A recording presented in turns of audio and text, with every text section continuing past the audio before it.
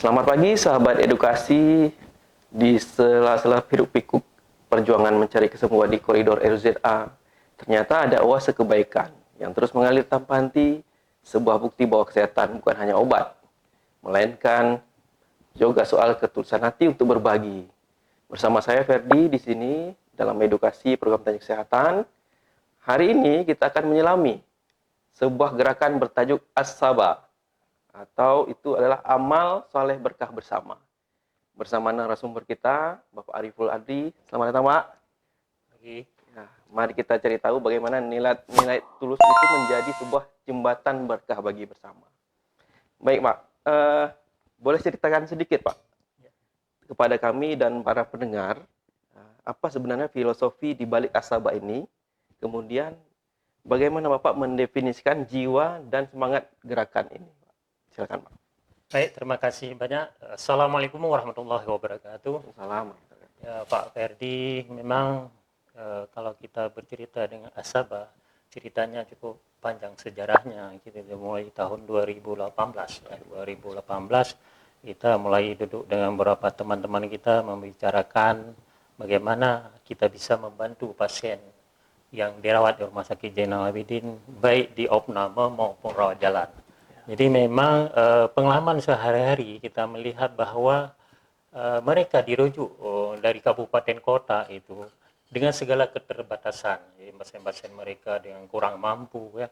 Artinya bagaimana perhatian kita, bagaimana peduli kita. Ini kita beberapa teman kita mengajak duduk, termasuk Dr. Iskandar gitu, ada Dr. Tuti gitu, ada Pak Sarkawi, ada Pak Julfakar, ada Nas Sabandi, ya. Kita duduk membicarakan bagaimana kita mendirikan sebuah yayasan agar legalitas kegiatan ini sah dan bisa dimanfaatkan seoptimal mungkin oleh teman-teman kita untuk bisa membantu masyarakat yang kurang mampu yang berobat ke Zainal Abidin, ya. Dari latar belakang 2018 kita terus bergerak terus sampai 2022. 2022 artinya berapa tahun itu? Sudah 4-5 tahun gitu ya. Jadi kita mengusulkan untuk mendirikan sebuah yayasan. Awalnya memang namanya komunitas berbagi. Komunitas berbagi. Jadi itu terlibat kita semua di anggota-anggota yang ada di Rumah Sakit Zainal Abidin. Akhirnya di tahun 2022, ya, kita lahirlah sebuah yayasan yang dibantu oleh notaris oleh Ibu Cut Era Fitrieni, SAMKN. Beliau sepenuhnya membantu kita sehingga tanpa biaya sedikit pun, ya, sehingga lahirlah diusulkan ke Kemenkumham sehingga lahirlah sebuah yayasan yang bernama Asaba, Amal Salih Berkah Bersama.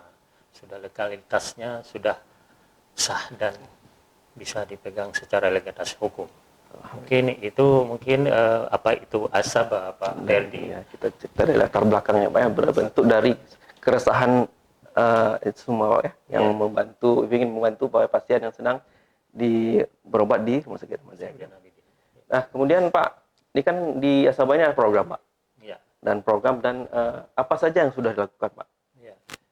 Banyak sekali kegiatan-kegiatan yang sudah kita lakukan. Memang fokus utama program kita adalah pasien kurang mampu, ya, yang berobat di Rumah Sakit Zainal Abidin, yang tentu dengan sangat sedih kita lihat mereka itu sangat kekurangan biaya karena rujukan boleh dikatakan harus dirujuk karena sistem pelayanan kesehatan atau sistem jaminan kesehatan BPJS itu kan tidak menanggung universal coverage, tidak menanggung seluruh biaya. Justru biaya-biaya keseharian mereka itu sangat kurang, sehingga mereka kita bantu dan mereka juga mengadu, ya, ataupun melaporkan kepada saudara kita perawat atau kepala ruangan yang ada, sampai kepada meminta pinjam uang untuk membeli makan siang. Gitulah keterbatasan mereka, ya. Sehingga kami buatlah banyak program-program itu. Salah satunya begitu nanti mereka tidak ada biaya, kepala ruangan akan menyampaikan kepada kita untuk bantuan kepada pasien yang bersangkutan dengan berbagai latar belakangnya. Kemudian program yang kita lakukan itu yang pertama kita fokus pada pasien kurang mampu, kita membantukan dalam bentuk dana biaya makan sehari-hari kepada pasien. Kemudian kita rawat jalan apabila memang kadang-kadang ada juga diinformasikan oleh kepala unit rawat jalan itu bahwa pasien tersebut tidak ada uang untuk pulang ke daerahnya, habis uang biaya ongkosnya, kita juga bantu mereka. Kemudian juga kegiatan tambahan lainnya, kegiatan tambahan kita setiap hari itu ada minuman aqua, minuman mineral ya, Mineral. itu yang di poliklinik rawat jalan itu ada lemari warung sedekah. Nah, itu di situ sedekah. situ siapa saja bisa menaruh dan bisa mengambil. Ya, siapa saja, dia terbatas. Alhamdulillah tiap hari kita bisa membantu sampai 4-5 kotak aqua gelas atau air mineral gelas di poliklinik tersebut. Nah, kemudian setiap hari Jumat kita juga berpartisipasi dengan masjid, kita juga bisa membantu untuk hari Jumat itu makan siang ya, nasi bungkus makan siang sesuai dengan kemampuan yang dimiliki. Kemudian program-program lainnya setiap bulan Ramadan kita saudara kita di pelosok-pelosok desa Aceh Besar itu, mereka kalau kita berkeliling sangat keterbatasan dengan rumah tidak layak huni ya, itu hampir semua Aceh Besar kita keliling itu sampai ke Selemu, Indapuri, Janto, Kronglaya sampai kepada Lapangan Rengah dan masih banyak yang sudah kita kunjungi. Tentunya itu kita bawa bantuan ya, bantuan dalam bentuk sembako, kemudian santan pangan sesuai dengan kemampuan yang kita miliki juga. Dan program-program lain kita juga namanya kegiatan kemanusiaan, kita juga kalau ada bencana-bencana ya seperti kebakaran pesantren kita juga bisa bantu. Kemudian kemarin PD Jaya yang sangat parah itu banjir ya, Tamiang ya. Kita juga bergerak langsung ke PD Jaya, kita sudah bergerak sampai 3-4 kali ya, tiga kali kita membawa bantuan kepada saudara-saudara kita yang tertimpa musibah banjir dan longsor ya. Kemudian juga pada awalnya kemarin itu juga saudara-saudara kita dari Rohimnya kita juga bisa membantu makanan-makanan kepada lebih luas Pak ya. Itu ya. Jadi tentunya kegiatan kemanusiaan ini tidak terbatas ya bagi mereka yang membutuhkan sesuai dengan kemampuan yang dimiliki oleh amal soleh berkah bersama. Gitu Pak Ferdi. Ya. Kemudian saya pernah mendengar Pak program 1000 sehari. Oh iya, sangat jelas itu bagaimana sumber dana kita ya. Sumber dana kita itu tentunya dari teman-teman kita, saudara kita, baik itu manajemen, perawat, dokter dan seluruh kapasitas Rumah Sakit Jenderal Abidin ikut berpartisipasi dalam hal bantuan ya. Terutama kita fokus kepada di tempat ruangan masing-masing kita ada kotak amal ya, kotak amal. Mungkin kita nggak bawa itu kotak amalnya, nanti bisa kita tunjukkan kotak amal 3S, artinya sedekah 1000 sehari. Jadi setiap teman-teman kita di ruangan itu mungkin yang ada uang 1000 nggak tahu di mana mereka taruhlah kotak amal tersebut ya. Jadi jumlah kita ruangan cukup banyak ya. Kalau ada pegawai dalam satu ruangan 30, kalau ada ruangan 30 kita kali 30, kita kali 1000 udah berapa kita dapat. Ya, alhamdulillah. Ya, jadi alhamdulillah bisa kita bantu. Dan di samping itu teman-teman kita begitu ada kemudahan rezeki, mereka langsung mentransfer ke rekening Asabah. Ya, dasar itulah tentunya kekuatan daripada biaya atau donasi sumbangan kita ada di teman-teman kita yang selalu peduli kepada saudara-saudara kita, gitu Pak Ferdi. Oke Pak. Kemudian mungkin orang bertanya Pak, ini kan gerakan ini bersifatnya inklusif bagi keluarga besar rumah sakit. Apakah Asabah ini milik rumah sakit atau semua orang bisa bergabung dalam Asabah ini? Ya, karena pusat kegiatannya di Rumah Sakit Jenderal Abidin, ya, tentu kita tidak membatasi semua karyawan yang ingin bergabung. Ini dengan alhamdulillah sangat terbuka ya, karena ini sebuah kegiatan kemanusiaan. Dan insya Allah mereka ini yang bergabung di sini semua orang baik-baik ya, artinya. Tetap mereka silakan kita terbuka kepada teman-teman kita, tidak hanya pegawai Rumah Sakit Jenderal Abidin, tentu di luarnya juga bergabung ya, di grup ada namanya grup WhatsApp itu. asaba, artinya amal saleh berangkat daripada komunitas berbagi. Dan contoh ini juga sudah diikuti oleh rumah sakit lain. Sudah Sudah diduplikasi, Pak. Dengan program 3S 3S. tersebut, ya. Wah, itu Mudah-mudahan sampai sekarang bisa berjalan, ya. Baru satu rumah sakit yang mencoba seperti itu. Itu Pak Ferdi, kalau kita lihat apakah memang harus, itu tidak mesti harus, itu hanya panggilan jiwa setiap karyawan. Kalau ingin bergabung silakan, terbuka 24 jam. Kita baik masuk ke dalam grup maupun tidak masuk, kita silakan terbuka. Mau donasi, ya, bergabung ya. Ya, begitu Pak Ferdi. Baik, Pak. Kemudian Pak, untuk masa depan nih Pak, saya cerita untuk masa depan, bagaimana rencana strategis kira-kira Pak di Asaba itu memastikan bahwa amal saleh ini akan tumbuh berlanjut dan makin luas manfaatnya Pak. Mungkin ada harapan ke depan membuat Asaba ini menjadi lebih bagus dan baik lagi. Iya, tentu Pak Ferdi, ini mungkin dalam sebuah kegiatan, ya, tentu kegiatan amal, ya. Tentu harapan-harapan kita sangat besar, ya, apalagi dengan kondisi-kondisi kita mungkin gimana ya, keterbatasan ekonomi pada pasien-pasien yang berobat ke rumah sakit Zainal Abidin, ya, tentunya mereka-mereka yang kurang mampu yang dirujuk oleh kabupaten kota.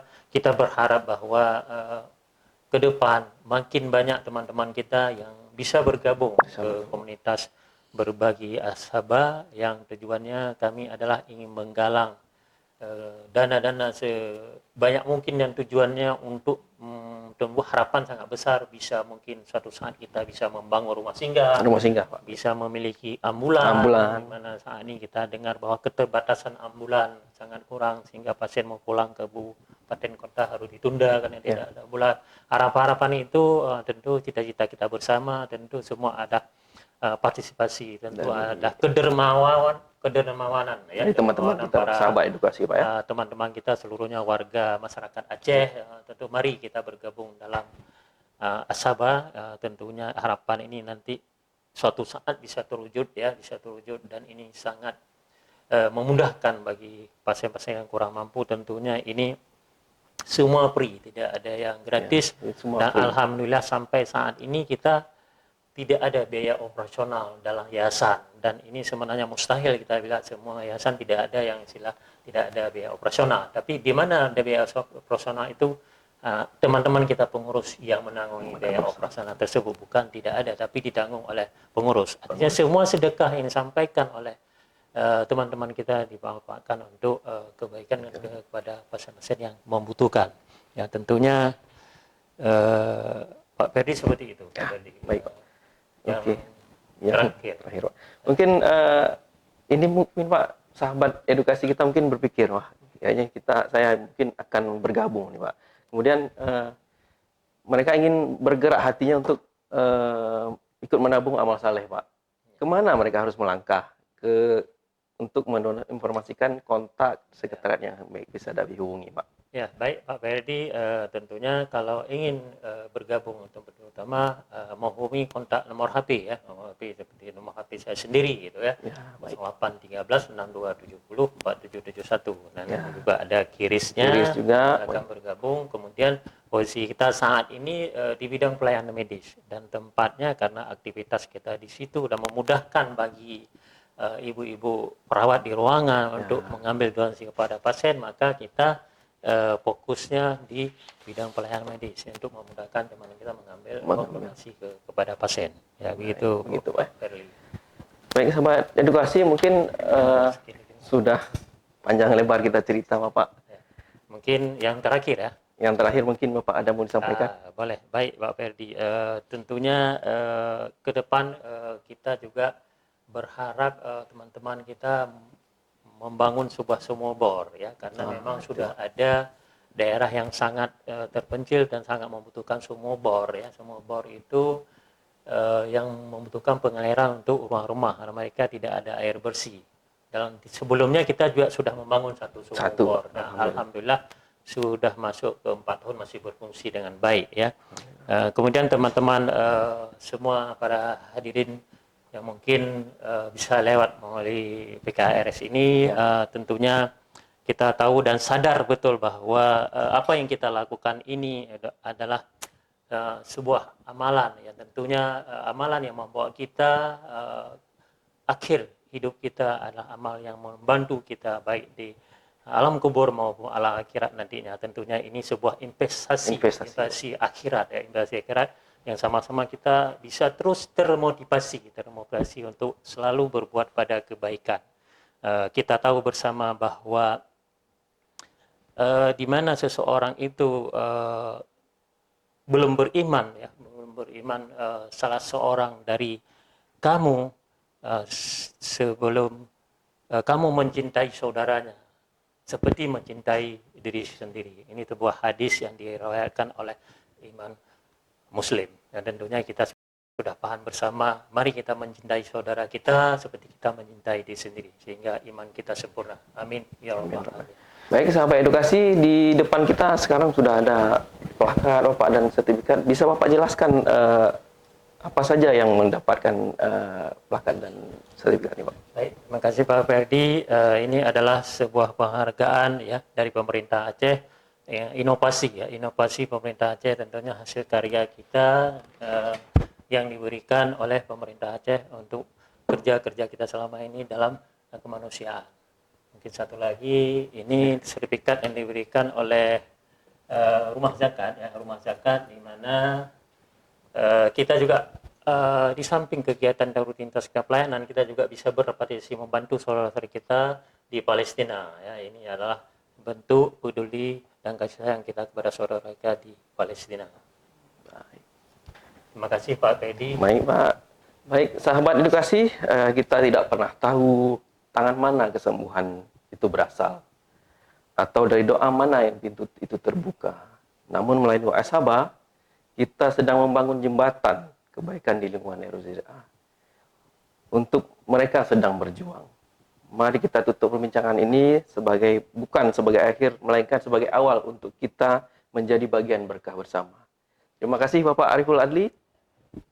Untuk inspirasinya hari ini, saya Ferdi, pamit undur diri. Mari menabung amal, menjemput berkah.